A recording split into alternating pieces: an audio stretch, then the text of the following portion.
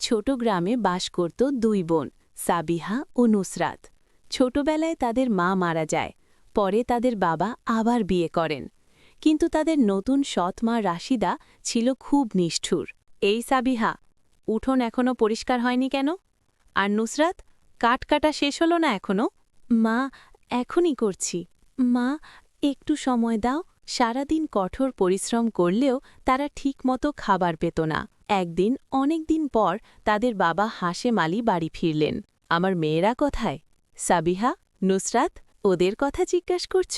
তারা তো সারা দিন বাইরে ঘুরে বেড়ায়, আমার কোনো কথা শোনে না। সৎ মায়ের কথা শুনে বাবা ভুল বুঝে গেলেন।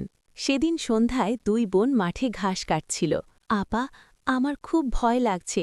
মা কি আব্বা কি আমাদের নামে কিছু বলেছে? ভয় পাস না, আমরা সত্য বললে আব্বা নিশ্চয়ই বুঝবেন। কিন্তু বাড়ি ফিরে তারা দেখে বাবা খুব রাগান্বিত। তোরা আমার সম্মান নষ্ট করেছিস, কাল তোদের এই বাড়ি থেকে দূরে রেখে আসব। আব্বা, আমরা কিছু করিনি। পরের দিন বাবা তাদের গভীর জঙ্গলে নিয়ে গেলেন। তোরা এখানে ফল কোড়া, আমি একটু সামনে যাচ্ছি। কিন্তু তিনি আর ফিরে এলেন না। আব্বা কোথায় গেল?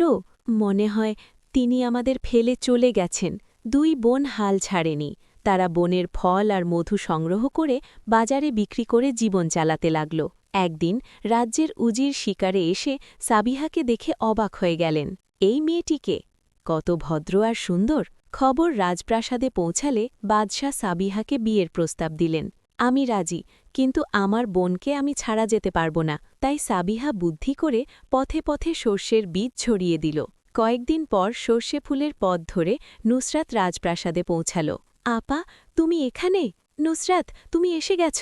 দুই বোন আবার একসাথে হল। বাদশাহ নুসরাতের ভালো ব্যবহার দেখে উজিরের সাথে তার বিয়ে দিলেন। নিষ্ঠুর সৎ মা ও বাবা তাদের ভুলের জন্য গরিব হয়ে যায়। একদিন তারা ভিক্ষা করতে রাজপ্রাসাদে এলে দুই বোন তাদের ক্ষমা করে দেয়। অন্যায় ও নিষ্ঠুরতা মানুষকে ধ্বংস করে, আর ধৈর্য ও সততা মানুষকে সুখ আর সম্মান এনে দেয়।